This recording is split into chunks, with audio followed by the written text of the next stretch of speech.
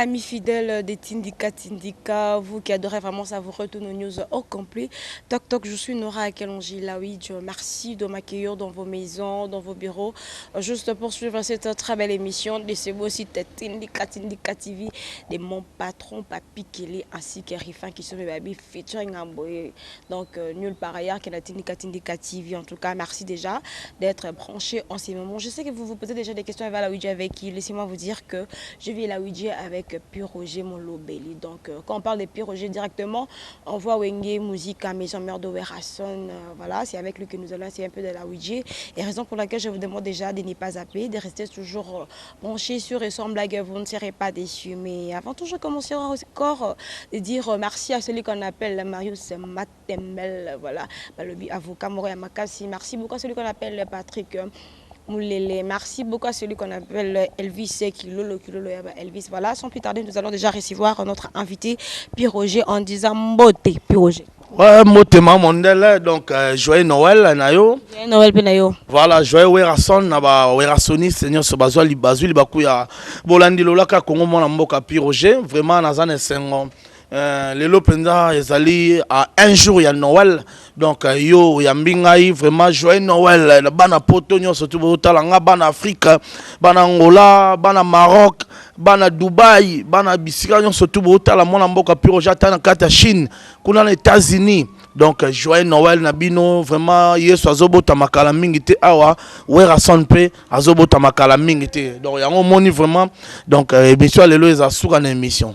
Voilà, sous la émission. Alors, voilà, puis j'ai l'émission là, moi, lingalango, hein, comprendre que nous sommes vraiment protéger l'émission là, moi, lingalango. Alors, puis je te banda malembe. To banda na makambo mikolo, babi, yangia ma mingi, ba stade. Donc, initiative d'abord, il y a aussi la stade, parce que Bablo, il était belé. Qu'est-ce qui avait vraiment poussé yangia ma itinéraire à ça la stade? En tout cas, nga so ina komika ko yanyola mituna na mbala moko sans doute fana lo beloko ikotenga na mutema na obima ingra. En tout cas, on a félicité gravement la français. Et c'est rare. Na bino ba pandi sango boyo ka biso na internet boye bolo baba français yo lobby en Afrique. Merci beaucoup. Donc félicitations. Na monique o le cas na bande de l'école. Ina a kota ba chéri nanga bijou kalumu na mama paradis. Ah de ma chérie. Eh wana na mama konzi donc na pese to mbote. Donc voilà, donc il y a Monaco Tabasango tellement la mboka Werason na passe na mutema na signaler na ba fanatique nyo surtout bato balinga biso wenge toza na mawa toza na matanga ne toza boye. Ouais, toza na matanga vraiment wenge musique à maison na to na mawa. Na kufi. Na si royo kaka chez la Chine azalaki parolier à Werason il y a depuis 1987. Donc depuis on a Serge Mabiala ba petit Werason on a depuis donc moto a travaillé mingi na mokonzi mona mboka Werason banzembe belé notamment ba Nikide banzembe lora ba sourire de vendeur ba Coco Madimba banzembe lora ba Blandine Pemba et belé a to kotanga nyonso te ti lelo na kati ya 7 jours de la semaine donc banzembe lora ba femme modèle donc ye azaki wana to mokonzi a composé ya za na pe aza ko censurer pe maramususu donc ya chela et si vous allez molimo ne pe mana kimia nzambe a bomba vraiment donc to bossa na oti. Voilà. Pour la motuna na yo otuninga actualité à maison mère pour la nika mikolo yangia ma stade. En tout cas, Werason n'a rien à prouver la musique à Congo. Werason a sali trop. Depuis carrière na ye ti lelo Werason a sali trop. Alors Werason nzambe pas pambola ye. Malgré ça na simple hein? Donc nzambe pas pambola na msala musique o yazu. Mais Werason souci n'est-ce que zanini a sali la mboka na ye. Werason a contribué pour le développement ya mboka na ye. Souci à Werason ya wana. Azara na fondation Werason, ONG na ye, fondation Werason. Donc à ça la action belé. Werason a assisté à ba enfant de la rue. Werason a assisté à ba orphelin. Werason a en tout cas a assisté à ba veuve na ba personne ya troisième âge. Donc Werason a ça là belé à travers fondation Werason. Les sous Werason en matière de sport.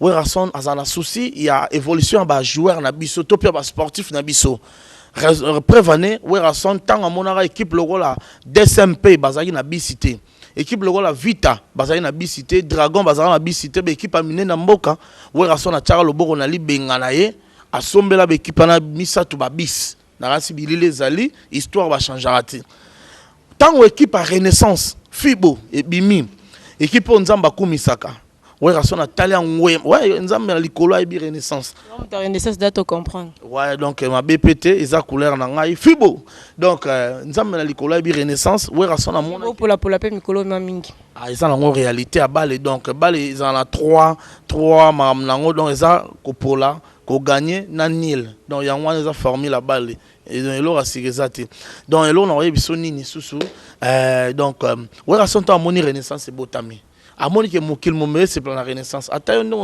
aux en couleur non mais c'est plan la renaissance pour yo non ça aux renaissance hein tale long non ils la claire renaissance fibot à to boyo na mutema mena ah on vita avouer la caméra to boité il faut le barater être causané hypocrite ezamabe mais yo déjà longineuse renaissance donc pour dire que Werason a contribué un peu pour la renaissance a bêté la biso concert nene na tata Raphaël recette union surtout écoute Werason a pris sango comité renaissance pour la resomba ba joueur ya on moni lelo oyo Werason a tali pourquoi quand match équipe nationale il faut mettre à na Kinshasa équipe nationale na biso betaka na Kinshasa et betaka na Lubumbashi tandis que ba province msupe bazana pour ça peut pas mona équipe nationale na biso betakuna même moyen bete zate pour ni toi na ba infrastructure sportive moya bien té on comprend toi na ba stade à malonga te na ba province na kata ba région ya moni Werason akende na ministère ya sport akosa ki mukanda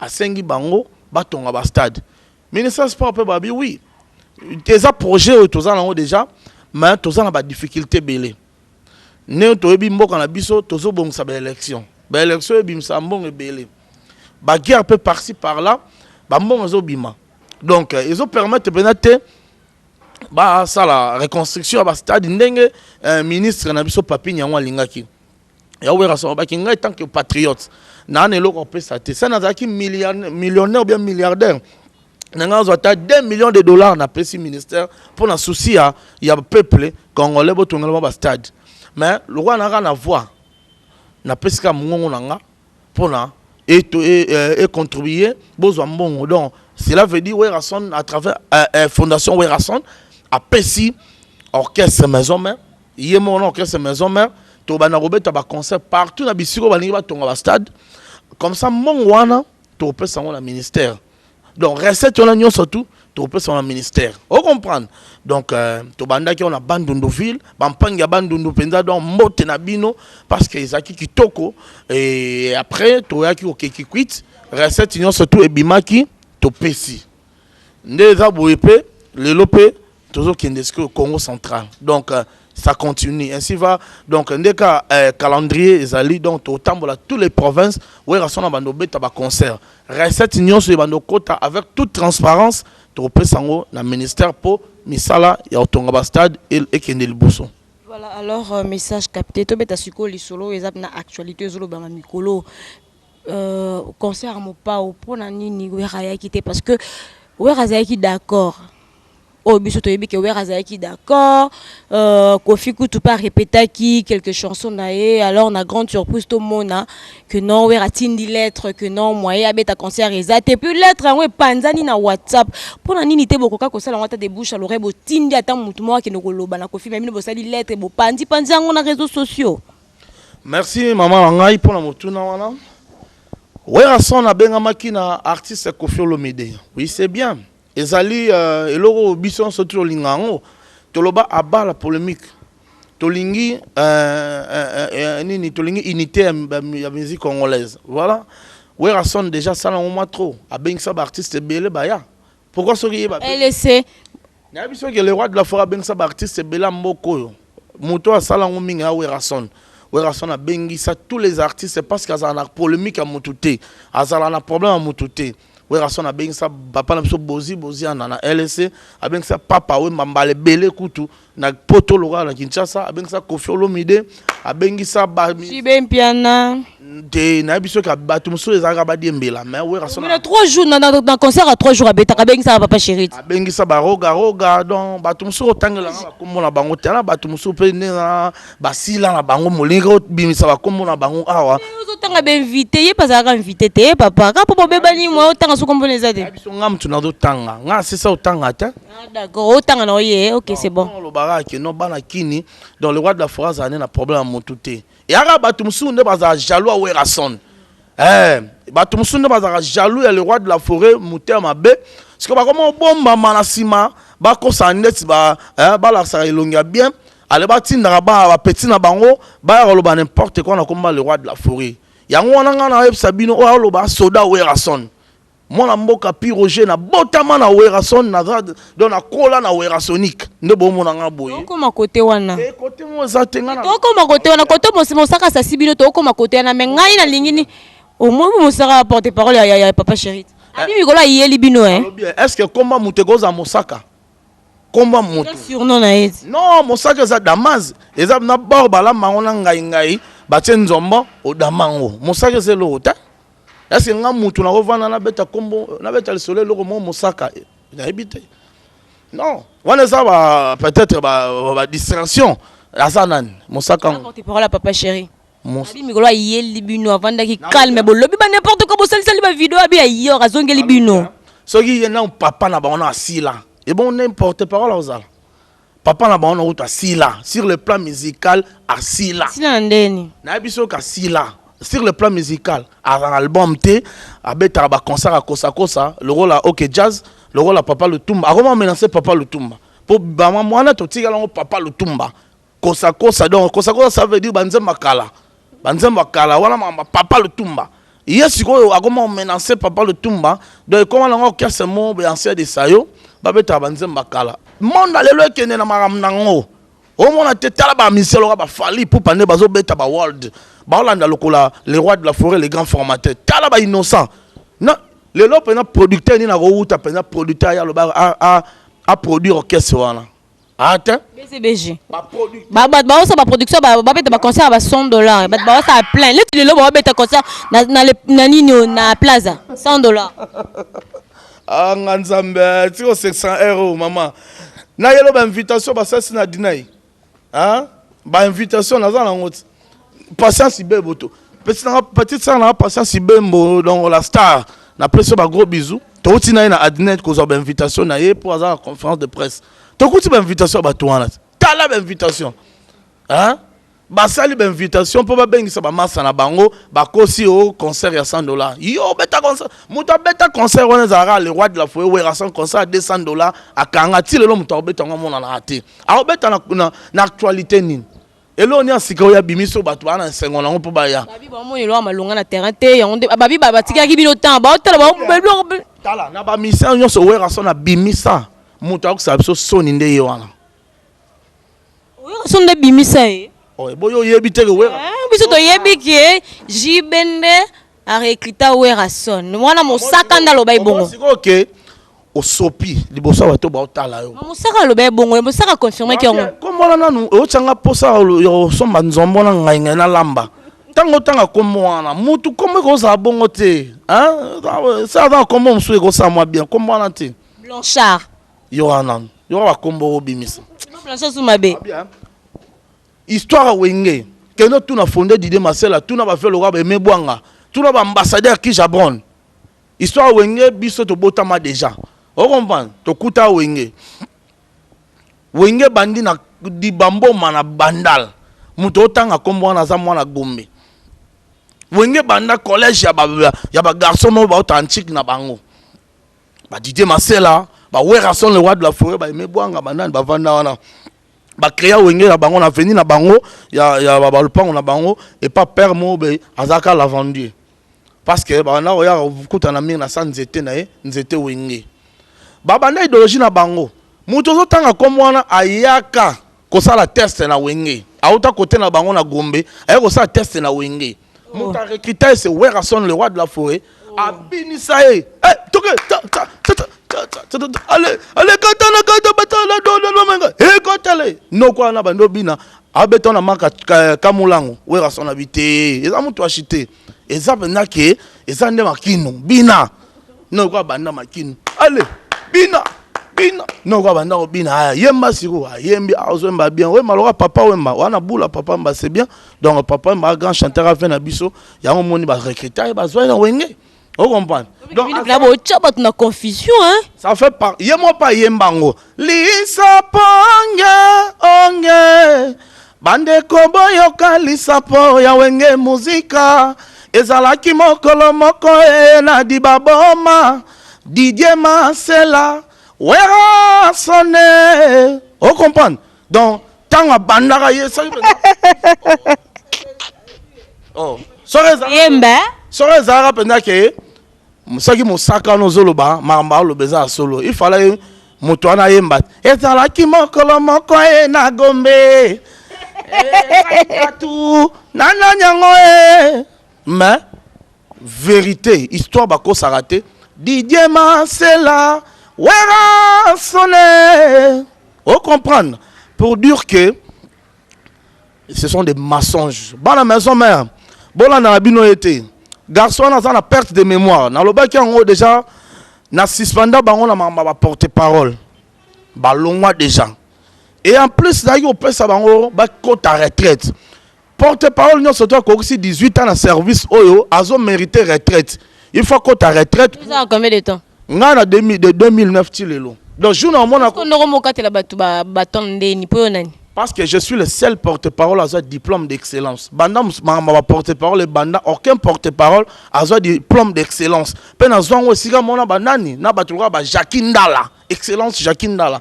Dans un risque mona ba PDG Académie des Beaux-Arts, jou ba on peut sanga ba peut s'appeler PDG Académie des Beaux-Arts diplôme d'excellence. Ba peut s'appeler ba Jakindala ba joli Kenda. On comprend ba peut ça ba haute personnalité mboka, c'est que puis Roger Mombe porte-parole na 4. Donc les gens on a valorisé on a l'arsa ba musala. Et on a payé ça bango suspension, on a révoqué on a il y a présidence il y a porte-parole et ba vanda ba tos. Comment nani? Allo longola bon. Et comment Edo Sprite porte-parole il y avait na karma pas. Il y a comme président la biso ba porte-parole. Donc la longola ba toana parce que ba koli peut pas être compétent. Oui, après na ki ko loba siko que non porte-parole nyon surtout. Oya ko ici 18 ans de service à côté de retraite. Pourquoi? Parce que tout pour éviter la perte de mémoire. Au moins ni tout ça comme la perte de mémoire a comme aloka kizengi. A comme aloba makamoyo a yebate. On comprend? Perte de mémoire. Si on perd de mémoire des ans et banana mutu ti et pesa ti na ndenge longi. Au moins et a bilongi mususo tali ba mike ba ola atena butu. Ya pour éviter ba risque ba mike ba comme obanga bangana butu pour ba tala ki TV ba tala ki perd moi perte de mémoire. Azolo baba biloba loba ya un moment toloba qui porte-parole dans 18 ans de service en tout cas avec tout le respect quota retraite. En tout cas ça la tabilanga. Vous comprenez? Ça la tabilanga. Ba memi poto ya mawa o ya kolela. O manda si muto na Mosaka. Eh bien memi bino likolo États-Unis. O manda muto na Mosaka no zolo ba se Mosaka. Ba tikaka ye na poto mo awa kaka ba tikaka ye ba mema chef ne ba mema chef. Roger Ngando. O comprendre ba mema chef ne ba mema. Alele longwa, aleka na ba TV nyoso Congo na longwa aloba. Aneni. Oh, Kalate what? Oh, Kalate, yo za mutasika la mama misi toneni. Oh. Yo apprendre ndengai. Oh, mais yo kasi on a photo on apprendre yo kamela.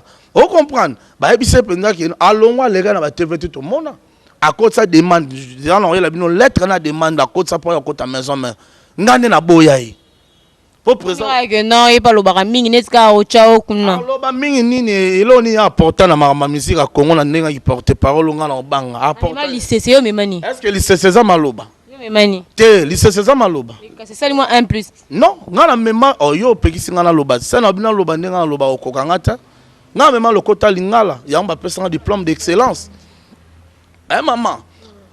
Ayara alela wazolela président Werason yo muto sala bango yo muto sala biso surtout président Werason na kota maison mais président na kota maison mais président Werason a tourné en piroger namoni garçon azolela minga kota yo moni boko travailler na ngabi presse qui a trahi trahira toujours. C'est un traître. Azanda kuna bango pona ka balali nzala mukolo moko yango ba ya kota ndaka batu mususu. Un traître restera toujours traître. A trahir ndako na bango. So ay awa azo envier ndako na biso tanga oya un jour a trahir biso. Président Werason a très sage. To suka ka bongo. Yango moni soit kaye. Yango soit kaye ndenga rata au kota maison mère comme on a bilengi à maison mère. Pour maison mère ils ont bilengi nango. O mona yango ataka to na kata zambat. Elengi à maison mère yango wana. Orchestre les autres tambo les autres déplacés pas en pamba. To beti ba Afrique belé. To beti ba Guinée équatoriale, to beti pa ba Tanzanie, to beti partout. Bango ba ok wa. Si ce n'est pas baluka na Kinshasa. Hein? Bama. Ok, c'est ça le roi. Et comment les kelons moi balem sous producteur moraye, azu ministère le roi Robino. Ok, bet ça na go mato.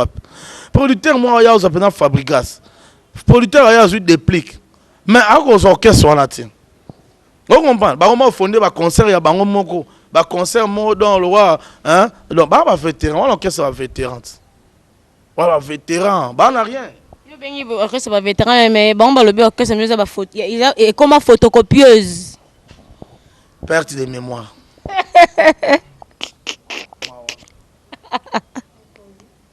Pardon, perte de mémoire.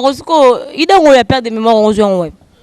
Perte de mémoire. Moutaye ba marambalo sauter comme ça. Il a que non perte de mémoire. Perte de mémoire. Moutako ma kizengi kabu. Perte de mémoire.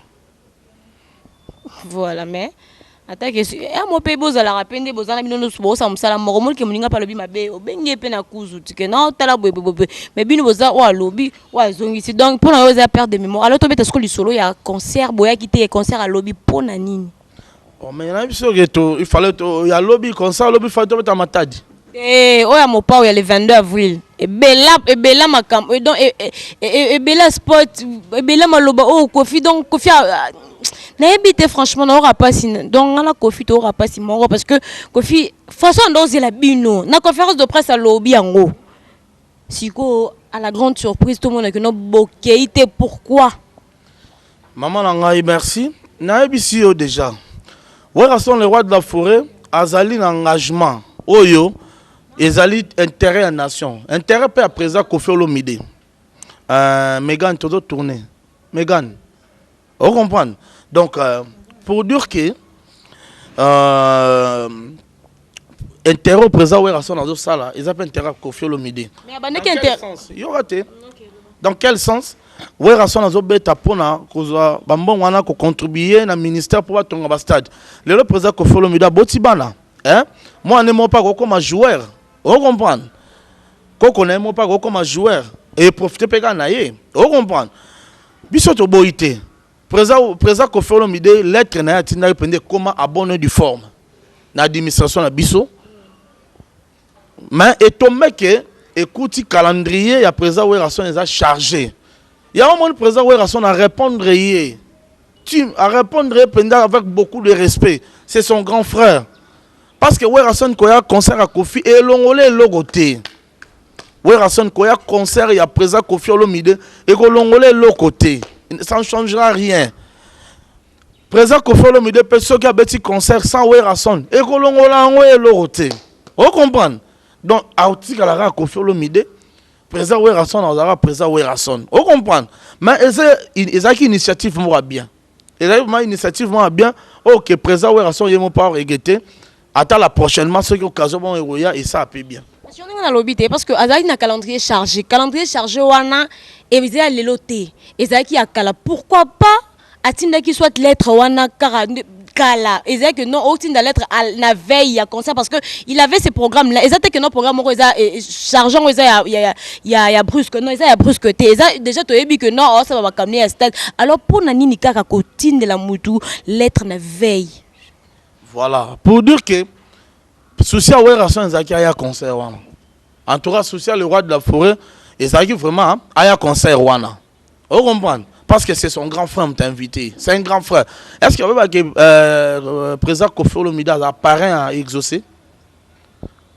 Pardon, muta simba exaucé ngiama. Kolo simba bino mibale. Comme la bon, comment rappeler ba tout temps bobé ba na wana bo comme kala ba mauvais souvenir. Non, président Kofi Olomide a parrain et exaucé. Vous comprenez?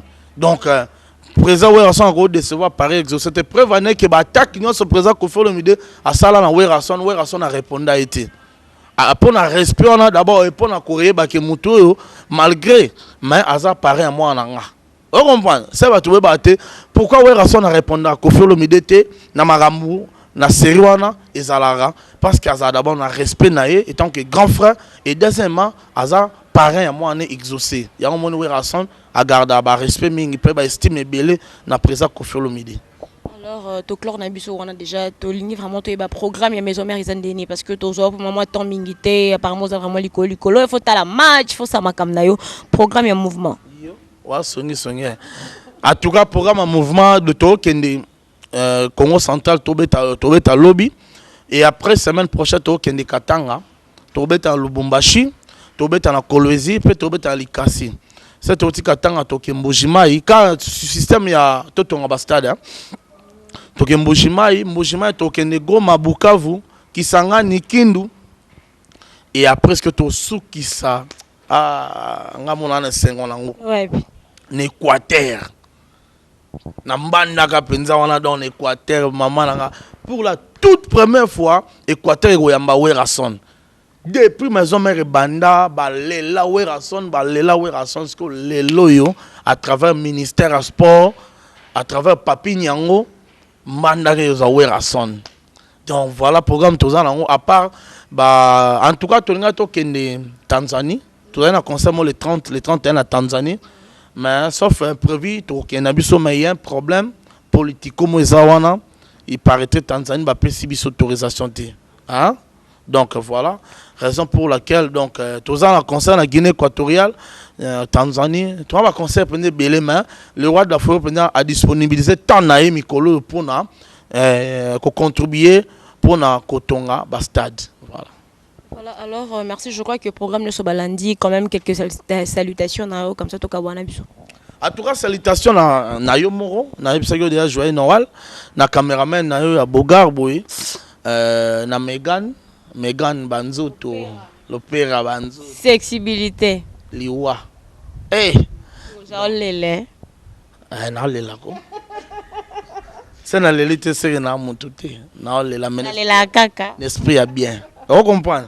Donc, pour dire que, en tout cas, natondi bino botondi bon sobozoki mato epemi so bino natina bolandi manaka maye wapi esika pena na memaki na manaka ma natina bolobeli mokonzi mwana mboka Werason so ibo sepelaki na maloba bangai bobwaka ba fololo pamba te tozaka bato kasi ba tout samaki pe bakwa kolimbisa pamba te toza pena na suka mbula tolingi lisusu ba makambo mingi te kasi nzela Singapore na kozwa mwana mboka Piroger eza 09 98 12 30 62 plus 243 9 98 12 30 62 wana za nzela singa pona ozwa Piroger mbote na bana poto nyonso tout ce que botala ngai bana poto na pesi mbote na ye moko la belle de belle là beauté plus beauté égale à tendresse la petite jupe Shelda Ntsukula maman na Josué Shelda Ntsukula maman na Josué donc je te salue là où tu es et je salue mon frère Jesak Eyenga na France. Je salue maman Nanaka Mandala Cléopâtre à Paris wana. Je salue ma Claudine Kinwa, les intimes de Werason. Je salue Président Golf Kizola. Je salue Mami Lolendo na Strasbourg. Pour la ninité moko na benga chéri nanga. Maneli Mosai na pesi mbote na ngai pa masa na Arma Louveuse de Switzerland. Nazomona petite sœur na ngai ya kitoko Chimene Lumbu Sanza Shishi na pesi ba mbote sikoza na pesi mbote na Indangalola na France mundele mwa sika na France wana Indangalola na pesi mbote na ngai et pas maître Mandongala na Paris nazomona donc na États-Unis na pesi mbote na Exaucé Ngiama na Gladi Ngiama ba princesse à papa na bosante Pitumbongo des États-Unis na moni bongo Aminata Bondonga ya papa Christian Bondonga ba meilleur fait na sœur na ngai maman Victorine Iala maman na Naomi, maman na Sarah, maman na Samuel. C'est les Moyo, Pati Mandarine, Pati Moyo. Est-ce que boza, les États-Unis, on a vraiment ba meilleur vin na bino. Nangola, tika na pesa mbote na fifisi wa la belle. Et na moni bongo, venanga chic bazo la comportement. Tika na pesa mbote pa grevi futi la matita liebo ya maman Lili Nzumba. On a mon clé. Boka kasi ne boranga ba comment on mutu hein? Si au bateau na boka za bateau ba libéraka. Non, le bac qui piroger coûte trop cher. Ouais, piroger coûte trop cher donc piroger pour tant à boyer, il faut zala. Il faut solo là. Donc on appelle ça mote na clé kabe ya Corino plus important que le colton. On appelle ça mote na Mike Mouyei, les guégués de Colosie. Pour la nité masalanga Edi Manda, Sarkozy. Masanangai et si aux alliés donc on appelle ça mote na bâton sur balingangai vraiment on appelle ça mote na famille Kalumuna donc Sylvie Kalumuna na Belgique Brinel Waiza la belle de belle na moni mfi mo bakoka na Brinel Waiza comme on a Megan donc mon epekaka donc pour dire que bino surtout na le pesibino mota trop ba joyeux Noël ba joyeux Werason fait na Rojani wa ba Merando King Tequila venanga Cap Diora, venanga Chibasu, bino surtout na Paris, biscuit ou tabiso mena kini se na pesi moto te na Salma Bay. PDG Malou Mavoka arme fatale pour na nini te venanga John Mabaya. Venanga John Mabaya et je salue mes enfants. Je salue mes Joël Kalala. Ya Joël Kala te que yo tant ça vitangela. Donc je dis donc, bisous à tous mes enfants. Espérance Lintolin, Jessie et Dan, je vous salue mes enfants et ma maman. Maman Cécile Lintolin, maman Napi Roger et toute ma famille, Madi, Clovis, Nancy, Fabrice, Yakati, Delphin, Bino surtout. Allez, je vous aime. Voilà, comprendre que Pyrogène Sankaba le remords donc franchement façon ozayo Sankarana Mosaka bokanga ba komba batuna moto. Voilà, nous sommes déjà pratiquement arrivés à la fin de cette émission. Si vous avez vraiment aimé, dites merci à celui qu'on appelle les papis Kili pour Parifan qui sont. Merci beaucoup à celle qu'on appelle Kangil la Princi, il y a la Megan opérationnel. Merci beaucoup en tout cas pour l'assistance. Merci beaucoup à celui qu'on appelle Patrick Moulele. Merci beaucoup à celui qu'on appelle Elvis Kilolo. Et quant à moi, retrouvez-moi déjà prochainement dans un nouveau numéro avec un nouveau invité, mais surtout avec la main présentatrice Nora Kalonji, que je suis. Joyeux Noël!